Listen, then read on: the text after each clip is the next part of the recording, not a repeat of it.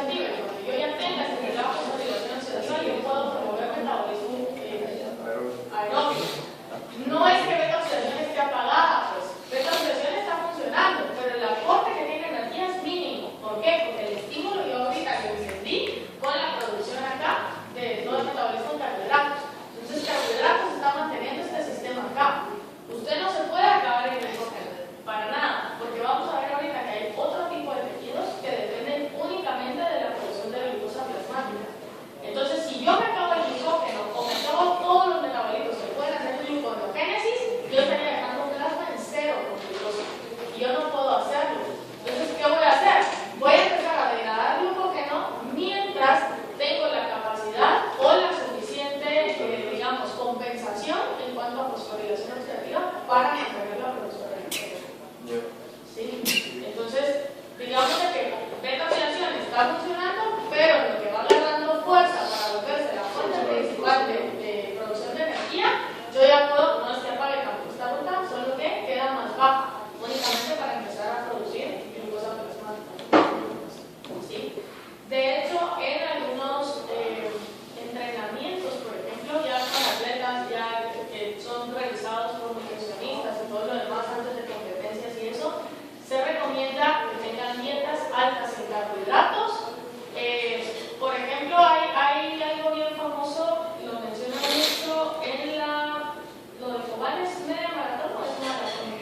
Maratón, en la maratón de Cobán, por ejemplo, que hacen como la noche de pastas antes de la maratón, como lo habían empezado. No sé qué nombre tiene, pero es una noche donde todo el mundo se va como a cenar pastas y pan y todo lo demás que es antes de la maratón, porque son atletas que van a correr la maratón.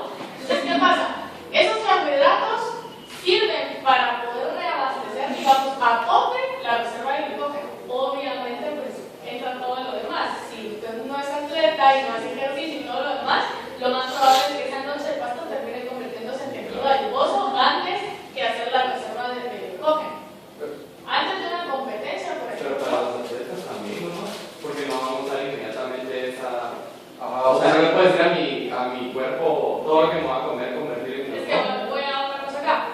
Si se recuerdan, la síntesis de enzimas y la expresión génica era un metabolismo de revolución, pero es un metabolismo de revolución a largo plazo.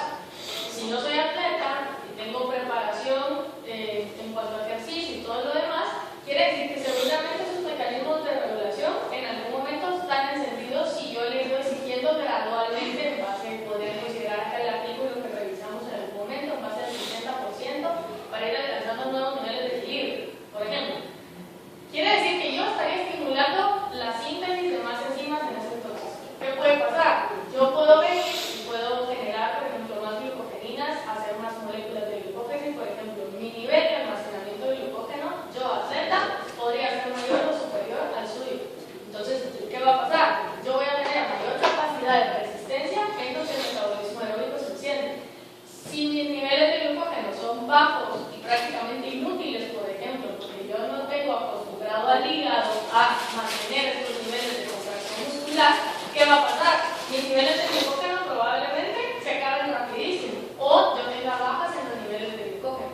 Para evitar eso en este tipo de competencias se recomienda entonces tener, por ejemplo, dietas altas en carbohidratos o bebidas con suplementos de carbohidratos, por ejemplo, 2 horas antes de una competencia, para asegurarse que los niveles de glucógeno, porque acuérdense que el músculo también tiene almacén de glucógeno, que niveles de glucógeno muscular y niveles de glucógeno hepático estén como abastecidos a full, digamos. ¿Sí?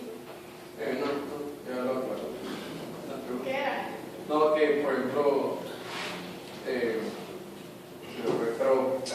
por ejemplo, cuando para bajar de peso sería entonces un ejercicio prolongado pero no intenso.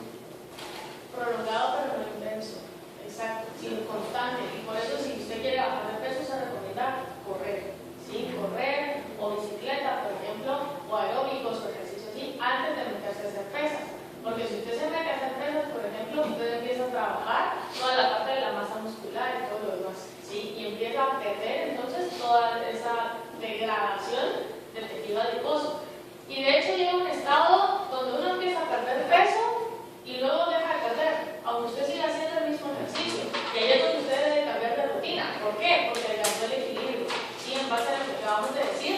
cuerpo se acostumbró a esa rutina, se acostumbró a esos niveles de esfuerzo. Y si usted no cambia la rutina en ese entonces, ¿qué va a pasar? El cuerpo va a mantener constantes los niveles a como está ahorita. ¿Sí? Entonces, eso es importante. O sea, si lo ve, hay toda una rama que se dedica a todo esto, que es la bioquímica del ejercicio. Es toda una ciencia, no le miento a la ciencia, ¿verdad? Hay toda una gama de estudios que derivan a partir de cómo las condiciones fisiológicas van cambiando dependiendo del esfuerzo, de la rutina, de la alimentación y todo lo demás. ¿Sí? Por eso dicen que las últimas libras de bajar son las más difíciles. Es más Porque ya está llegando el equilibrio. Sí, porque su metabolismo se acostumbra como a ese reposo. Entonces, en algunos casos incluso está recomendado dejar de hacer ejercicio y parar por un momento y a la semana volverlo a retomar. Pero ¿y no podría como que solo subir la intensidad con más peso y como ya alcancé como una planicie o algo así? ¿No podría como modificar la intensidad de mis rutinas con más peso? Si está haciendo pesas, sí. Si está haciendo pesas, sí. Pero, por ejemplo, si está haciendo ejercicio aeróbico, tiene que tener cuidado, porque si usted aumenta todavía más, puede desplazar el equilibrio aquel del que hablábamos, en el cual el overtraining resulta ser tan malo como el no hacer ejercicio. ¿Sí? Entonces tiene que tener cuidado al momento de cambiar una rutina para exigir más demanda aeróbica en esa situación. Por ejemplo, en atletas que hacen bastante ejercicio intenso, deberían de tener reservas de fosfocreatina aumentadas, ¿no? Por adaptación. Pues, no necesariamente, aquí es donde está toda la parte de los suplementos dietéticos, por ejemplo. ¿Qué es más fácil? ¿Esperar a que el cuerpo en algún momento reaccione o dar un suplemento de fosfocreatina al atleta antes de que... esa era mi pregunta. Entonces, ¿cómo se puede? Hay como rangos para detectar, porque imagino que ciertos niveles son normales y especialmente, por ejemplo, en alguien que no hace ejercicio y en alguien que sí hace ejercicio intenso, deberían de ser distintos. Deberían de ser Por distintos. lo menos los basales de plasma. Deberían. Ahí sí no les sabría decir exactamente cómo, pero lo podríamos ver de forma indirecta.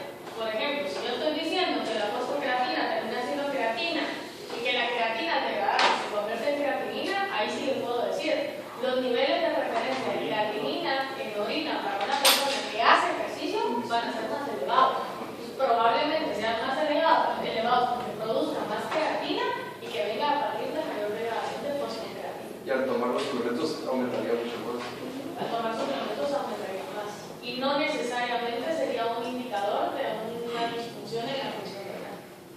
¿Sí? ¿Estamos bien?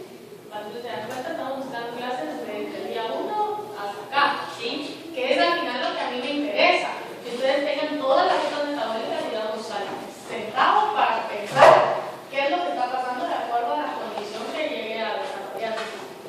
Entonces acá, tras una actividad muscular intensa, el individuo sigue respirando profundamente durante algún tiempo, utilizando gran parte del oxígeno extra para la fosforilación oxidativa en el hígado.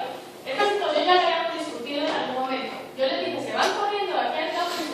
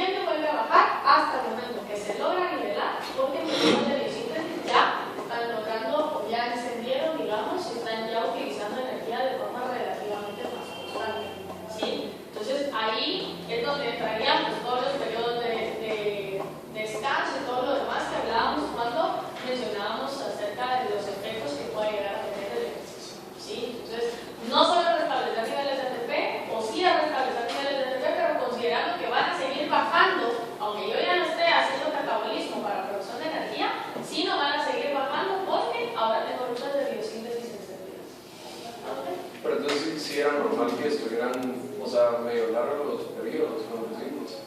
Eran como 3 minutos de recuperación cuando hicimos el ejercicio en correlación. Ajá, pero el minuto realmente no hace la diferencia en cuanto a concentración de glucosa. Eso es porque te está regenerando, digamos, el lactato. Eso es para la regeneración de celular. Entonces usted está promoviendo gluconeogénesis en hígado, pero eso usted hace el ejercicio. Cuando termina el ejercicio, usted va a promover gluconeogénesis, pero para que la glucosa sea sulfato entre a síntesis de glucosa. En cambio, con la otra es gluconeogénesis, pero para que gluconeogénesis completa, digamos, para que glucosa sea sulfato entre a glucosa y pueda irse a sanguíneo.